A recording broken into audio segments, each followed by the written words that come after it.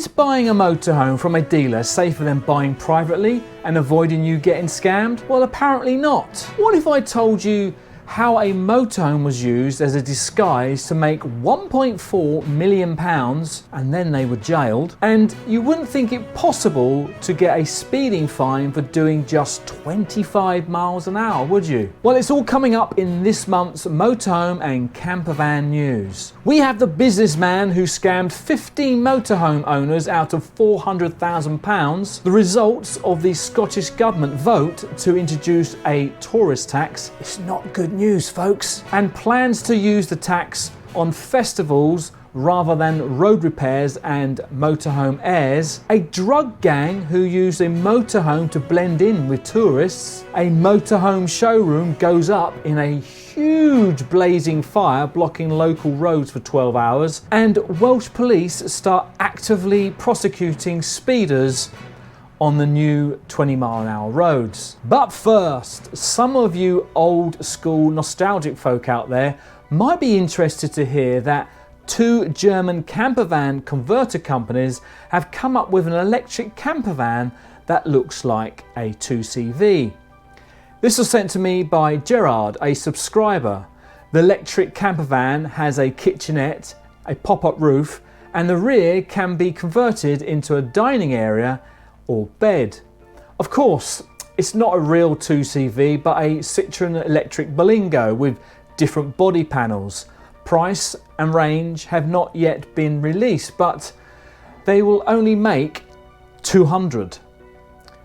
What do you think? Personally, I prefer an air-cooled engine over an electric one any day. Touring Scotland in a motorhome or campervan has become very popular over the last few years, and we're all aware of the problems that have been reported, including lack of fresh water and waste points, overcrowding on roads, and a lack of motorhome airs. Well, the Highland Council have applied for planning permission to build a 30-pitch motorhome stopover point with electric hookup, water, toilets, showers and waste management.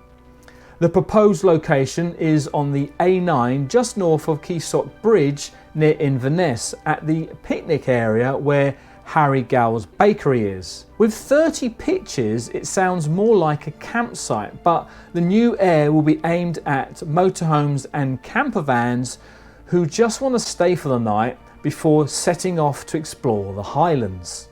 4 months have passed since the Welsh Government changed all the country's speed limits from 30 to 20 miles an hour. Those 4 months were the bedding in period to get drivers used to the change. Now though, they are going to start prosecuting speeders. If you were caught driving 10% plus 4 miles an hour over 20 miles an hour, then you could be pulled over. The police are looking to educate rather than fine drivers, so they'll offer you a choice between a minimum of £100 plus 3 points or a roadside engagement, which I guess is a roadside chat about being safe. The most dangerous offenders will automatically get the fine. Now, you might be thinking 10% plus 4 miles an hour is about 25-26 miles an hour, so I'll just drive at that speed. Well, it doesn't work like that. Your speedometer isn't accurate and you're assuming it is. That 10% is to cover the inaccuracies of your speedo.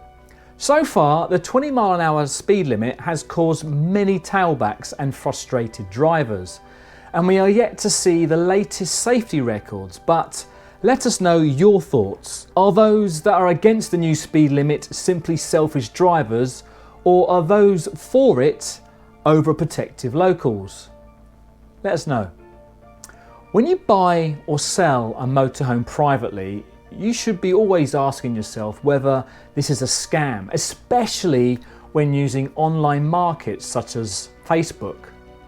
But you don't normally think twice when buying or selling through a dealership. You might ask yourself whether the dealer has added a huge bonus for themselves on top of the real value, or whether you can get it cheaper.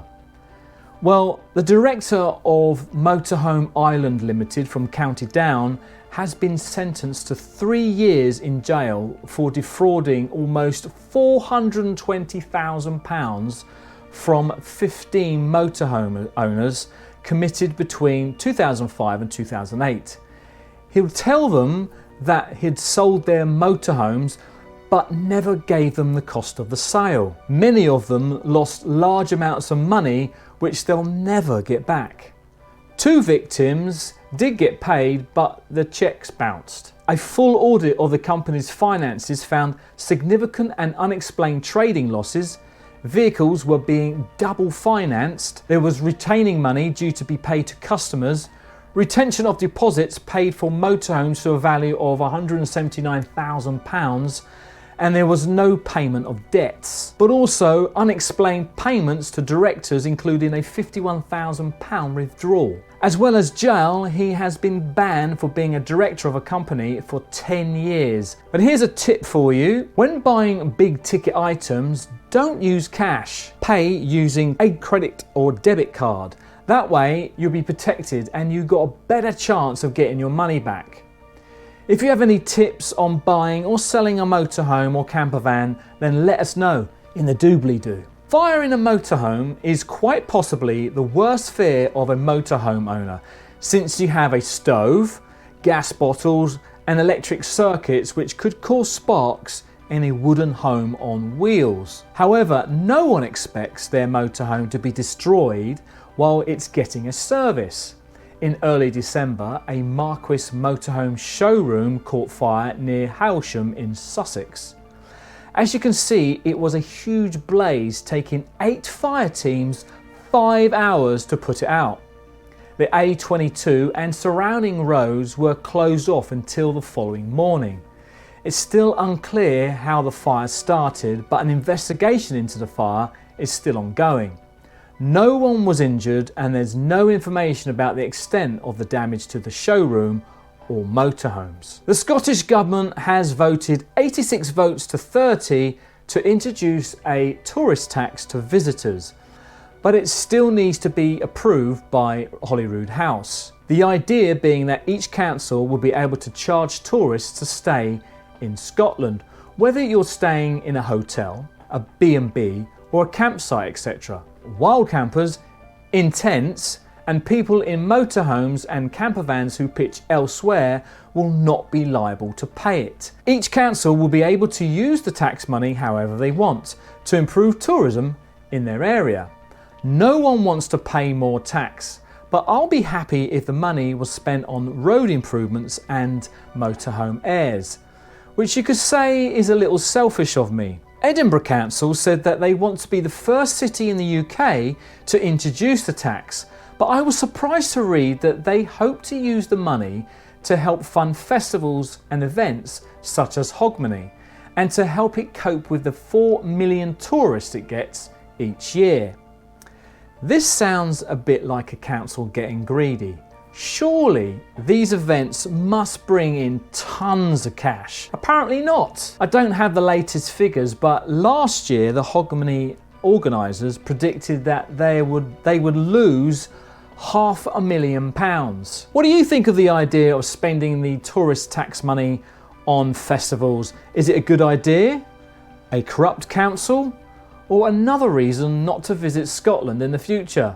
Let me know in the doobly-doo. Now, I don't know what you use your motorhome for, holidays and long weekends I assume, but what about using a motorhome as a delivery van to sell your business's products and then get thrown into jail for doing so?